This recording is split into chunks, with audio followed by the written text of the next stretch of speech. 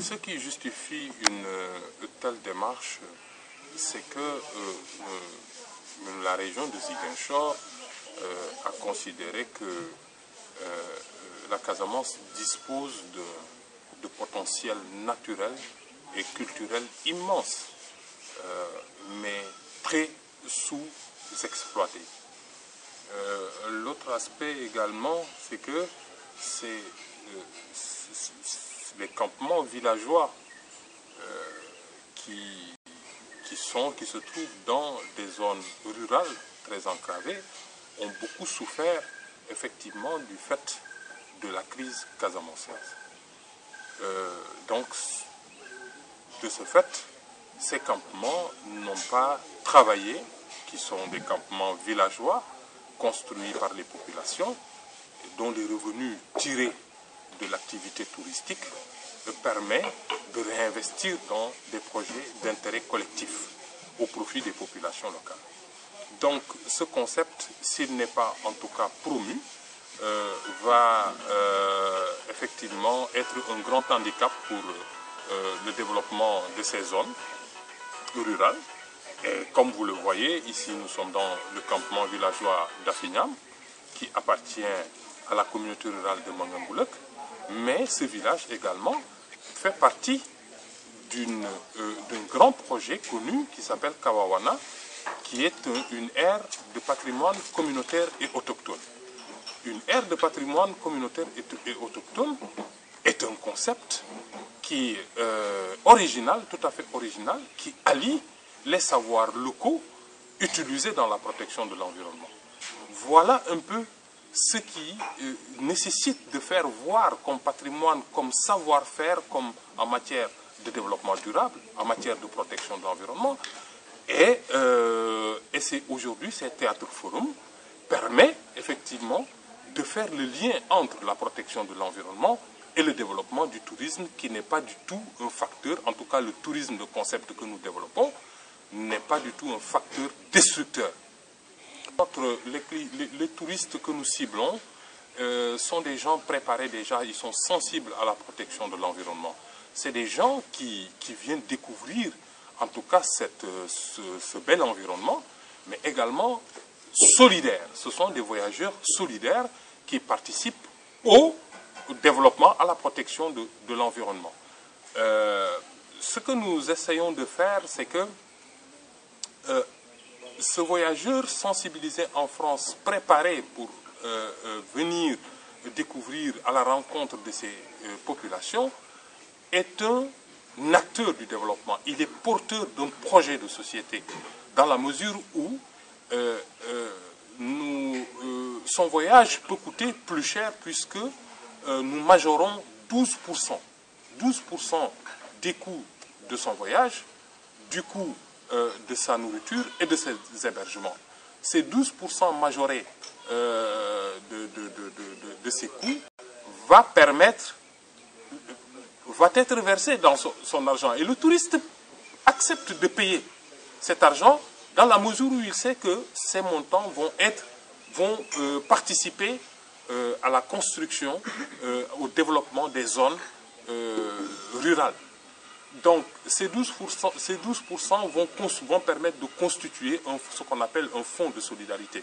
Lequel fonds de solidarité est géré par les populations elles-mêmes, les acteurs eux-mêmes. Et de façon très démocratique. ICD ne s'occupe que de la collecte de ce fonds de solidarité.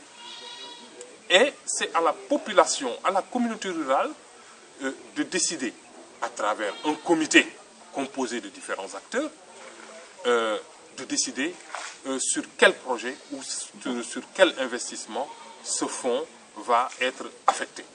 Et sur cette base, ce fonds peut être affecté à la construction d'un hôpital, d'un poste de santé, d'une construction d'une classe, d'un équipement en informatique pour les écoles, etc., etc. Donc c'est pour cette raison la différence, en tout cas, entre le concept du tourisme classique que nous connaissons et le tourisme rural intégré, autrement dit le tourisme durable et solidaire qui s'aide et développe dans le territoire de la région de Ziguinchor. Voilà, il est bon de mettre en branle de telles initiatives, mais il est aussi bon de les pérenniser. Comment comptez-vous vraiment inciter les populations, voire même les autorités, pour qu'elles s'approprient cette initiative? Écoute, ce qu'il faut déjà relever, c'est que ce projet est né de la coopération décentralisée entre deux conseils régionaux. Le conseil régional de Ziguinchor est le porteur de ce projet. La FECAV, la Fédération des campements villageois, est présente dans toutes nos actions, ce qui est un gage de pérennisation. Nous avons l'Office du tourisme où toutes nos actions sont versées dans le site de l'Office du tourisme, où les circuits, en tout cas qui tournent de développement durable, orientés vers la façade maritime, à la visite de ces aires de patrimoine communautaire et autochtone, à la visite des aires protégées autochtones, à la visite, à la rencontre des populations, sont versés dans le site de l'Office du tourisme. Ceci, tout simplement, est un gage de pérennisation de cette action au-delà du projet. Les acteurs, aujourd'hui, s'approprient de cette idée. Vous les voyez mobilisés. Aujourd'hui, c'est eux-mêmes qui vont jouer ces théâtres forums pour montrer, en tout cas, ce qu'il faut faire, ce qu'il faut éviter, comment accueillir un touriste. Et là, encore une fois, nous essayons de les renforcer en capacité. Parce qu'on ne peut pas relancer la destination Casamance en nous basant sur le concept du tourisme rural intégré sans une bonne formation des acteurs. Ils doivent être préparés à produire, montrer tout ce qui est caractéristique et exemplaire en matière de développement durable. Notre patrimoine, il doit montrer les fétiches, il doit montrer, en tout cas, savoir interpréter la biodiversité, parce que ces campements-là, autour de ces campements, gravitent tout un patrimoine naturel que les acteurs eux-mêmes doivent être en mesure d'interpréter. C'est pour cette raison qu'ICD a promulgué, pour cette année, en tout cas cette deuxième phase du programme Tourisme durable, va faire des formations de guides naturalistes et botanistes. Donc ces guides doivent pouvoir interpréter l'ornithologie des oiseaux, savoir quels sont les types d'oiseaux, où est-ce qu'elles nichent, etc. Doivent pouvoir interpréter tout ce que nous avons comme richesse naturelle, les plantes médicinales et les usages que nous en faisons. Ils doivent savoir tout ça pour pouvoir bien informer aux touristes qui viennent, curieux, effectivement, pour découvrir tout ce beau patrimoine dont nous disposons dans notre région.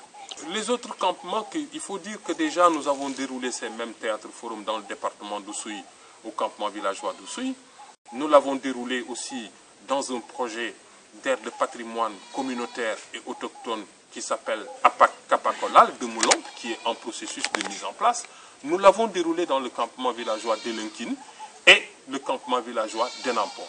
Ça, c'était la première partie. Aujourd'hui, nous sommes dans un autre département, donc le département de Bignona. Nous intervenons aujourd'hui ici dans le campement villageois d'Afignam. Nous irons à Mangangoulek également dans l'aire de patrimoine communautaire et autochtone où le message de la protection de l'environnement sera véritablement porté. Nous irons à Koubalan, nous irons à Beila et enfin nous terminerons par Kafountine qui est aussi une autre réalité où il y a une diversité naturelle et culturelle immense, mais paradoxalement, nous avons de fortes pressions sur les ressources naturelles du fait des activités de transformation de poissons, parce que vous le savez, Kafountine est un grand centre de pêche où débarquent des centaines et des centaines de milliers de tonnes de poissons et des centaines et des centaines de milliers de tonnes de poissons sont transformés où se rencontrent les commerçants et les pêcheurs et différents acteurs de la filière. Aujourd'hui, il faut intervenir dans ce sens pour permettre aux gens de prendre conscience que l'environnement, tout le monde doit se soucier de la protection de l'environnement. Que ceux qui utilisent des produits, des forestiers pour la transformation des ressources naturelles, doivent pouvoir les utiliser rationnellement. Que le touriste également ne pollue pas la mer parce qu'il veut visiter la réserve ornithologique de Kalissaï. Cela est soumis à des règles d'accès. On ne doit pas perturber le fond marin parce que c'est la mer qu'on va utiliser. Si nous prenons des moteurs de 80 chevaux x 2 pour aller à Kalissaï, pour aller plus vite, non seulement on pollue parce que c'est des produits fossiles, le carburant hors bord, mais également le bruit que ça crée dans les fonds marins perturbe la vie sous l'eau. C'est ça en fait l'intérêt en tout cas de ces messages. Il faudrait que les deux acteurs, les protecteurs de l'environnement et ceux qui travaillent dans le domaine touristique puissent dialoguer et comprendre, que chacun puisse respecter ce que l'on fait, parce que ce sont des activités complémentaires et non pas en tout cas des activités forcément destructrices de l'environnement.